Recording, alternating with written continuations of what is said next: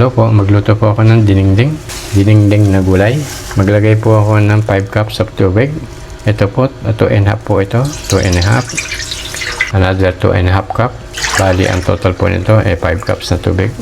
Huwag mo na po sindihan. Ilagay mo na po ang mga pampalasa. Isang tam na luya, medyo malaking tam ng konti. Ganito lang po ang luya.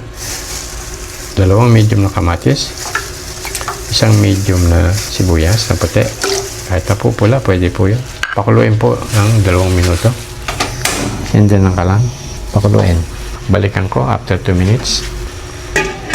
Buksan ko na po. Kumukulo na. Lagyan po ng bagong balayan. 1/4 cup. Yan po, 1/4 cup.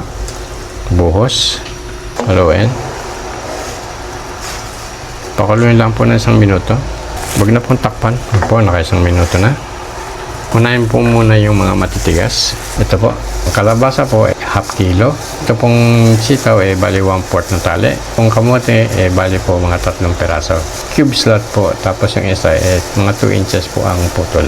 Ilagay ko na po ito lahat. Tanggahan lang po at mainit ang kawali.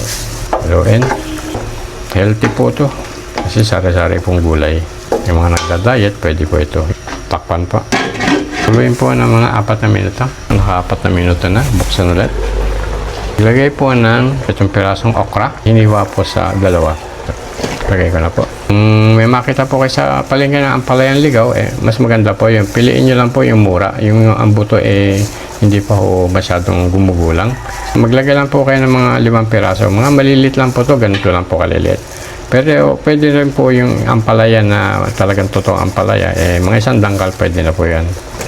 Huwag niyo pong haluin, ilubog niyo lang po para hindi po siya pumait yung ampalaya. Pwede naman pong walang ampalaya, yung mga ayaw po ng ampalaya, pwede rin po.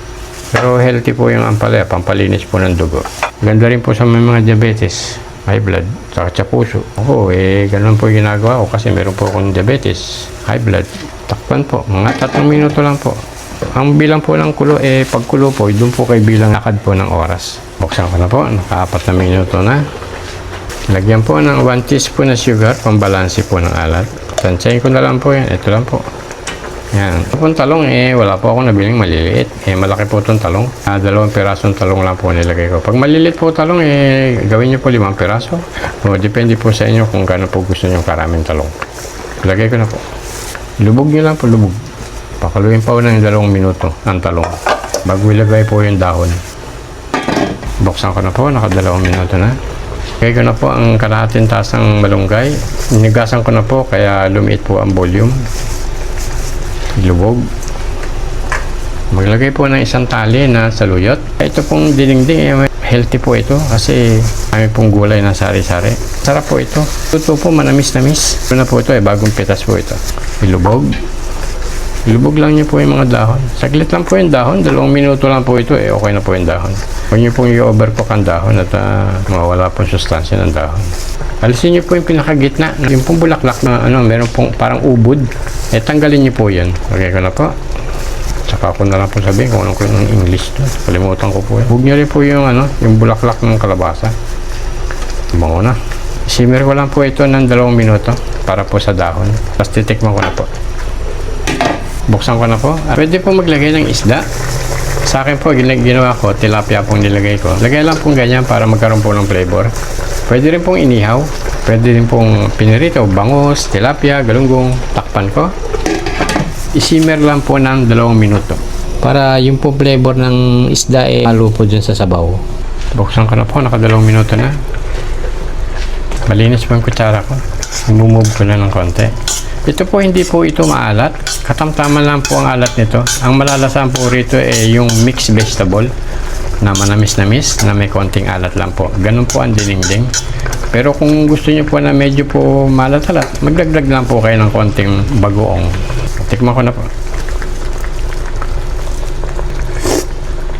Sarap.